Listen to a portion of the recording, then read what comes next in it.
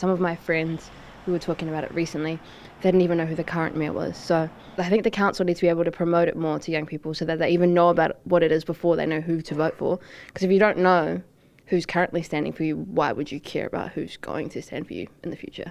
We don't get information out on the right platforms for young people. We promote it with billboards around the city, and if you ask a young person who to vote for based off of seeing a billboard, it's not going to work. Like, young people like to know people, they like to know who they are and what they stand for, and seeing a billboard, it's just a face. So it's definitely talked about more within me and my older siblings, but when it comes to me and my friend groups, I don't think we've ever talked about it, to be honest. Yeah. If I'm kind of looking for information about it, I guess I'll just look at the billboards. But when I look at the billboards and I'm seeing, people's pictures up there and, they're claiming to be these amazing people, but then at the same time their whole billboard has been like tagged and vandalised all over, I feel like it speaks a lot. And especially when it's more common for the young people that are doing the vandalism and things, it would say a lot about who these people are that they've targeted to, clearly they don't want people to vote for them. I wouldn't say we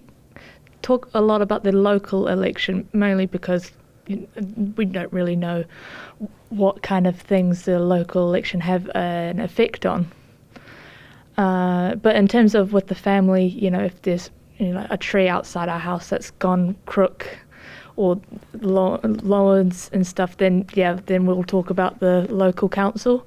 Unless you're in the world and you work in a job that kind of interacts with the council, or there's a policy that everyone's talking about because it's so controversial, you won't really know anything about it. One thing that I definitely want to see change in Porirua is the way that young people are seen. It would definitely be a positive impact in Porirua, rather than seeing them as just these teenagers and they're going to grow up into adults and expecting them to grow up as into these perfect adults that are going to do great things for the world, but then you look at them like they're criminals.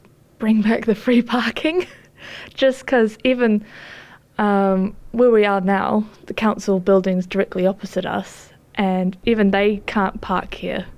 So it's kind of like, who is the paid parking benefiting at this point? Public transport, it sucks.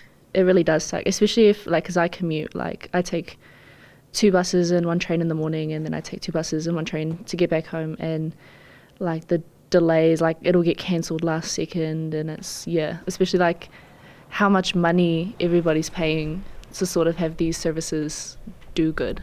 And it's not enough, it's never enough. And it's a lot of money as well. It's almost $15 a day.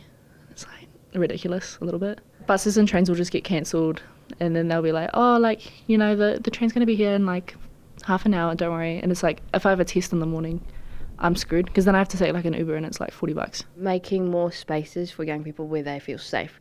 We talk about all the bad things about Porirua and the problems that we have, but I think if they created more safe spaces for young people, that would in turn help young people to stop being homeless or help them to stop causing trouble, because there's so many spaces out there for them to go instead of doing those bad things.